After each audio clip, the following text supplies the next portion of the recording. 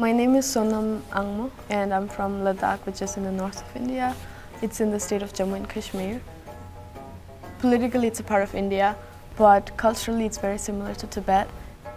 Ladakh is in the foothills of the Himalayas. During winters it gets really cold.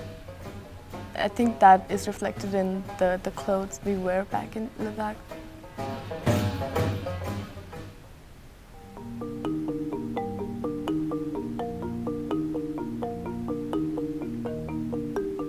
So the lady who's dressing me is my mom's older sister.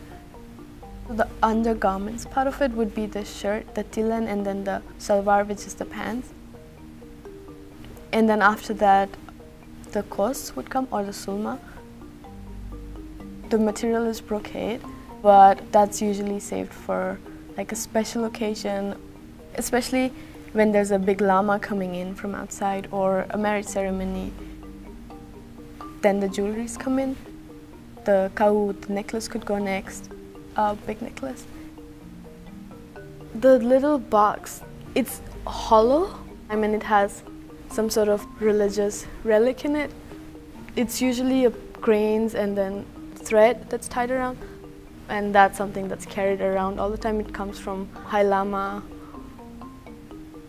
And then there are earrings and finger rings that are smaller but has the element of turquoise and corals and pearls. In terms of the jewelries, a lot of the stones and then the gold would come from Tibet. We still have a couple of the family professional jewelers, but also people are going out and actively learning these skills and then coming back and setting up shops. The tsaru, which is the flap, that goes next, and then that's like tied around. And then the perak would be mounted on top of that. And made of turquoise, so it's really heavy. And peraks are passed on from generations to generations. And it's given to the oldest daughter in the family.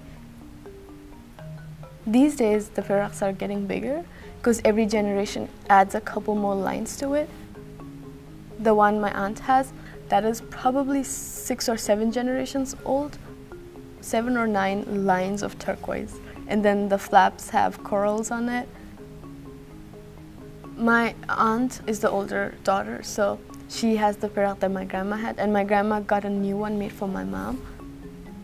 My aunt's perak would be passed on to her daughter, and then my mom will pass on her perak to me, and then we'll go from there.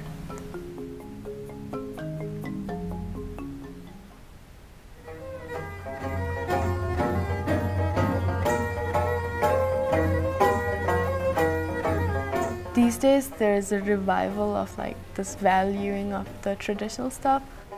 There's a lot of people bringing back, like taking the peraks out of the storage and like cleaning it up, adding new things, getting it remade. People have a good means of income, so now they want to make their perak as big as they potentially can. The kaus, the necklaces are getting like big and fancy with some modern influences, but the core is still the same. In my generation, people value it a lot. There are traditional stuff for other people, and this is our traditional stuff, and we need to value this from generations to generations.